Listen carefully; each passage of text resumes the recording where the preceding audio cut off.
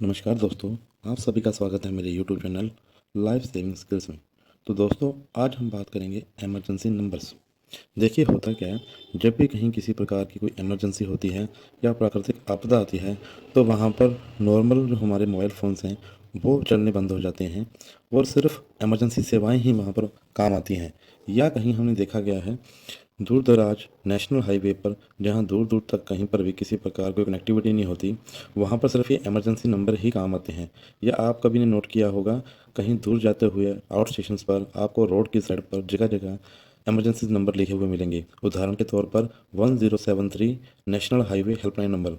तो हम आज इन्हीं इमरजेंसी नंबर्स के बारे में बात करेंगे। तो जैसे आप सभी को मालूम ही है, कॉमन सबसे नंबर है पुलिस का, जो है 100 यानी 100। 100 पुलिस का फ़ोन नंबर है। और सेकंड है फायर ब्रिगेड, उसका नंबर है 101 यानी 101। आगे हम बात करते हैं एम्बुलेंस की, तो इसका नंबर है 102 या कई स्टेट्स में 108 भी चलता है। लेकिन क्या है, अब सभी नंबर्स को मिलाकर एक नया number national emergency helpline number बना दिया गया है, जो कि है 112। इसी प्रकार से आप कहीं भी गूगल पर सर्च करेंगे तो आपको अनेकों ही इमरजेंसी नंबर मिल जाएंगे, जिनमें हो women helpline 1091, AIDS helpline 1097, child helpline 1098 और और रोड रोड सेफ्टी सेफ्टी का का 1079। 1073। इसी प्रकार आप देखते जाएंगे, बहुत सारे नंबर हमारे रोज़ाना की लाइफ में यूज़फुल हैं, लेकिन हमें मालूम नहीं होता मौके पर हम सहायता कहाँ से प्राप्त करें और वो सहायता कैसे आएगी।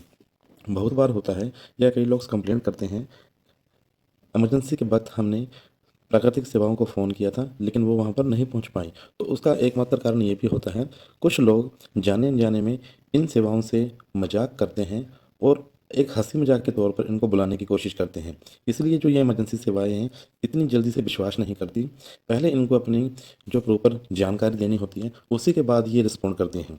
तो क्या कर सकते हैं हम, कभी भी किसी प्रकार की कोई इमरजेंसी हो, घर पर हो, कार्यस्थल पर हो, या फिर भी कहीं बाहर हो, तो सबसे पहले हमें क्या करना है, प्रॉपर अपना नाम, पता, ये सब कुछ डिटेल देनी है। अपना नाम, अपना फ़ोन नंबर, लोकेशंस, एक्सीडेंट कहाँ पर हुआ है, दुर्घटना कहाँ पर हुई है, या आपको सहायता कहाँ पर चाहिए, और वहाँ पर जो नंबर ऑफ़ विक्टिम यानी चोटिल लोग कितने हैं। दोस्तों, ये चीज़ बड़ी ही इंपॉर्टेंट है। हम आमतौर पर बोल देते हैं कि यहाँ पर एक्सीडेंट हुआ है, आप जल्दी से मदद लेकर आइए। तो एक एम्बुलेंस आती है, उसमें ज़्यादा से ज़्यादा एक या दो विक्टिम ही कैरी कर सकते हैं। और बाय चांस वहाँ पर अगर किसी प्रकार कोई मास डिस्ट्रक्शन हुई हो, काफ़ी बड़ी दुर्घटना हुई हो, जिसमें कि काफ़ी ज़्यादा चोटिल लोग हों, तो क्या होगा, वो सभी एक ही टाइम पर कैरी नहीं हो पाएंगे। इससे क्या होगा, हमारा टाइम वेस्ट हो जाएगा। और जैसा कि आप जानते हैं, हम पैसे से हर चीज़ खरीद सकते हैं, सिर्फ एक ही चीज़ है जो हम नहीं खरीद सकते, वो है टाइम।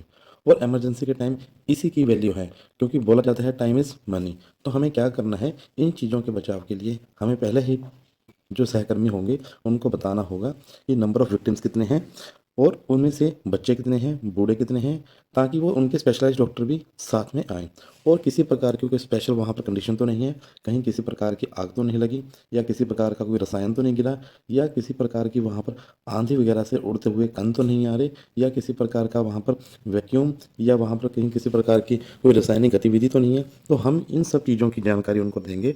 और मैं ये आशा करूँगा, आज के बाद आप कहीं पर भी किसी भी कार्यस्थल पर काम करते हैं, वहाँ पर आपको ये जो नंबर्स हैं अलग अलग जगहों पर लिखे हुए मिल जाएंगे, लेकिन हमारा इन पर ध्यान नहीं जाता, या हमें कभी इन्हीं की ज़रूरत नहीं भी पड़ती।